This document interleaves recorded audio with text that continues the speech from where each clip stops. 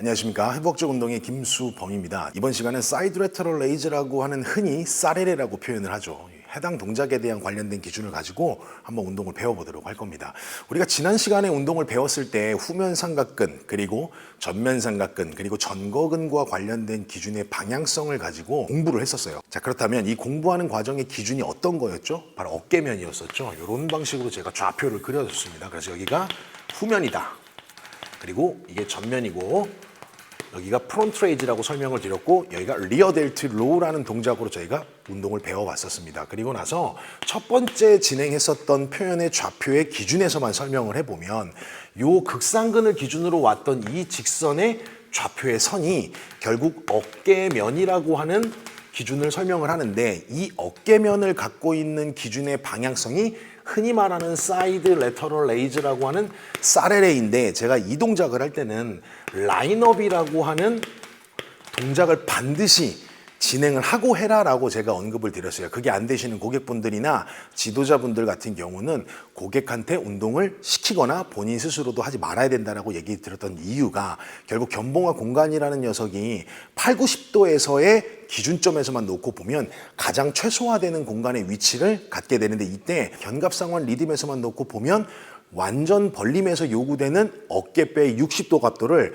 보디빌딩의 용어로 따온 라인업이라는 단어가 이미 팔을 들지도 않았는데 60도의 완전 위돌림이라고 하는 어버드 로테이션, 상방 회전과 관련된 동작을 사전에 만들어 놓고 레터럴 레이즈를 하는 과정이다 보니 어깨 및 공간이라고 표현한 서브 에이크로미얼 스페이스의 공간적 크기가 어느 정도 확보가 된 상태다 보니 라인업이 안 된 상태에서 레터럴 레이즈를 하는 것보다 라인업이 된 상태에서 레터럴 레이즈를 하는 동작이 훨씬 더 어깨 및 공간에는 물리적 압박과 스트레스를 전달하는 비율이 상대적으로 굉장히 떨어질 수밖에 없다라는 개념으로 제가 설명을 드렸어요. 그래서 그 의미에서 이제 레터럴 레이즈를 한번 진행을 해보면 이 기준에서의 표현을 하는 거예요. 근데 보디빌딩에서의 라인업은 옆에서 보시면 약간 좀 뭔가 앞으로 표현하기 위한 좀 이런 동작이었다면, 지금 표현드린 사이드 레터럴 레이즈에 관련된 동작에서의 라인업은 라인업 자세 자체가 후인이라고 하는 리트랙션이에요. 그러니까 약간 앞으로 전인성처럼 이렇게 광배에 대한 표현을 보여주는 느낌보다는 후인을 잡아놓고 어깨뼈가 이마면의 기준으로 약간의 외회전을 동반을 한 상태에서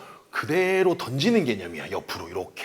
그러면 어깨면에서 가려고 하는 이 방향성보다는 어깨뼈가 외회전을 통해서, 즉 쇄골이 후인 방향을 가지고 레터럴 레이즈를 던지다 보니 이미 후면 삼각근이 이마면으로부터 자세의 기준을 잡아놓고 측면 삼각근의 운동성을 만드는 기준이 되다 보니 팔의 위치가 어깨면에서 운동을 진행을 했었을 때는 뭐 약간 옆으로 가기도 하고 뒤로 가기도 하고 앞으로 가기도 하고 이러지만, 라인업에 대한 기준점을 잡고 가게 되면 동일한 각도로 지속되게 갈 수 있는 방향이 설정이 됩니다. 그 과정에서 측면 삼각근이 일관된 자극의 방향을 가져가기가 되게 수월하다고 생각을 해보시면 됩니다. 그래서 제가 몇 개만 좀 보여드려 볼게요. 자, 기준 자세 그냥 차렷 자세로 씁니다. 그리고 라인업 자세에서 어깨뼈가 이미 상방 회전을 만들어 놓은 기준을 가지고 그대로 레터럴 레이즈를 들어가는 겁니다. 이때 여러분들이 중요한 게, 이 내용은 사실 제가 과거에도 충분하게 설명을 드렸던 부분인데,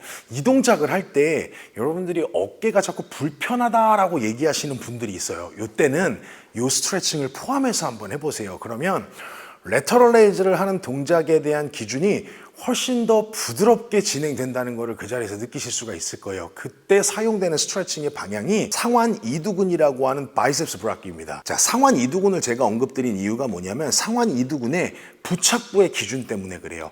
일상생활에서 대부분의 많은 사람들이 팔꿈치를 이렇게 굽힘하고 살잖아요. 핸드백을 들기도 하고 컴퓨터를 들기도 하고 핸드폰을 보기도 하고 다양한 활동들이 일어나는데, 이게 팔을 펴는 동작이 아니다 보니 팔꿈치를 굽힘하는 이 동작에서 이두의 길이가 상대적으로 좀 짧아지는 거리를 갖게 되거든요.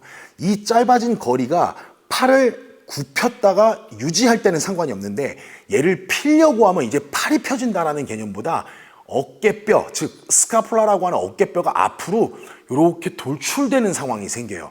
지금 여러분들이 보시는 과정에서는 마치 위팔뼈 헤드가 나오는 것 같지만 어깨뼈가 위팔뼈의 헤드를 밀고 나오는 과정이 형성이 되는 겁니다. 그로 인해서 어깨뼈 입장에서는 상완 이두근의 부착부의 기준에서 놓고 보면 코라코이드 프로세스라는 데와 수프라글레노이드 튜버클이라고 하는 관절상 결절 5회 돌기에 붙어요. 그리고 레디우스의 튜버클이라는 데 붙어요. 자, 그러니까 이 어깨뼈에 부착하고 있는 녀석과 레디우스의 부착부의 기준에서 팔꿈치가 굽힘되어 있다가 얘를 펴버리는 상황이 생기면 AC 관절에서 내회전과 더불어서 어깨를 앞으로 전인시켜야 되는 빗장뼈라고 표현되는 쇄골뼈, 즉 클레비클의 프로트랙션, 전인과 약간의 엘리베이션을 인터널 로테이션과 동반해서 나올 때 어깨뼈가 하방 회전도 일부 그리게 되거든요.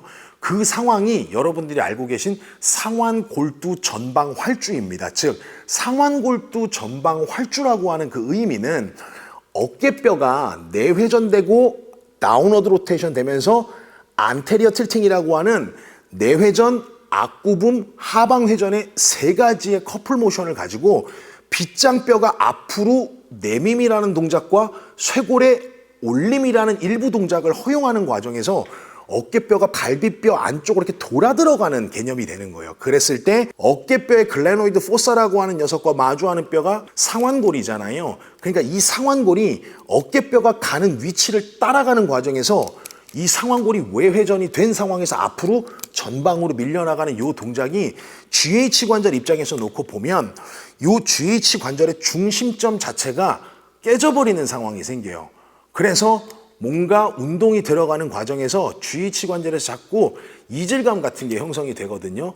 근데 레터럴 레이즈 같은 경우는 팔이 굽힘된 상태에서 올라가긴 하지만 하다 보면 어떤 고객은 팔을 좀 펴기도 하고 좀 더 구부리기도 하고 이렇게 하는 경우들이 있거든요. 이게 모멘텀의 길이의 편차인데 내가 가지고 있는 상완 이두근의 길이가 어느 정도인지를 잘 모르는 상태에서 그냥 쭉 던지는 개념으로 팔을 펴버리면서 레터럴 레이즈를 긴 모멘텀으로 가져갈 때는 팔이 굽혔다가 펴지는 과정에서 마치 어깨뼈가 이렇게 튀어나와야 되는 현상들을 가져가게 돼요. 이 상황이 어깨에 불리함을 굉장히 많이 가져가게 됩니다. 그래서 이럴 때 상완 이두근 스트레칭을 하는데 상완 이두근 스트레칭 되게 간단합니다. 손에 대한 모양이 프로네이션이에요. 완전히 회내시킨다는 의미예요. 그리고 팔꿈치는 펼 거예요. 그 다음에 팔을 벌릴 건데 벌릴 때 각도가 한 70에서 80도 정도? 요게 90도라면 요 정도의 각도를 가지고 요 벽에다가 엄지손 있죠? 엄지손하고 집게손에 손 허리뼈 있는 쪽의 기준을 가지고 벽에다 대세요. 80도 넓이를. 그리고 똑바로 쓴다고 생각하시면 돼요. 그 상태에서 오른발, 지금 오른팔이 벌림돼서 벽에다 지지한 거예요.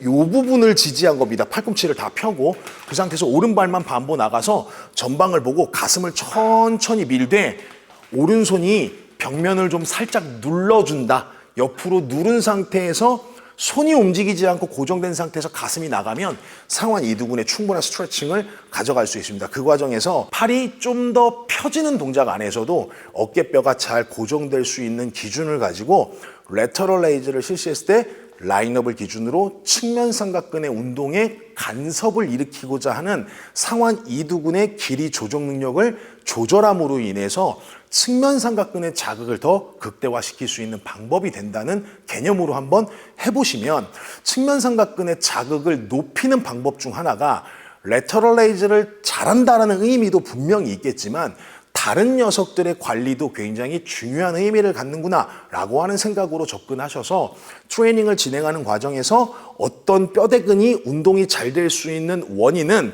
그 뼈대근에 없을 수도 있다라는 개념도 함께 생각해 보신다면 다른 운동들도 이렇게 접목해 보신다면 도움이 되지 않을까 생각을 합니다. 레터럴 레이즈 되게 좋은 운동인 거는 맞는데 되게 위험한 운동이기도 합니다. 모든 운동이 그러하듯이 장점만 있는 게 아니라 단점도 포함을 하고 있지만 사이드 레터럴 레이즈 같은 경우는 특히 단점의 비율이 높은 동작이어서 다른 관절에서 이를 보상을 해줌으로 인해서 그 위험성을 줄여가고 또 다른 관절에서 안정성을 잡아주고 길이 조정 능력을 잡아줌으로 인해서 레터럴 레이즈가 좀 더 적극적으로 수행될 수 있도록 만들어주는 과정은 매우 중요한 논리적인 방법으로 보여집니다. 그래서 한번 따라해 보시고 하다가 안 되시는 부분들이 있으시면 댓글을 남겨주시면 해당 영상을 통해서 한 번 더 가이드를 해드리도록 하겠습니다. 자, 오늘은 사이드 레터럴 레이즈 관련된 부분들로 설명을 좀 드려봤고요. 사이드 레터럴 레이즈를 잘할 수 있는 원인 중에 하나, 그리고 사이드 레터럴 레이즈를 좀 불리하게 만드는 원인 중에 하나가 상완 이두근이라는 점도 기억하셔서 운동에서 꼭 적용해 보셨으면 좋겠습니다. 자, 오늘 강의 이거로 마치고요. 다음 강의에 찾아뵙고 인사드리도록 하겠습니다. 감사합니다.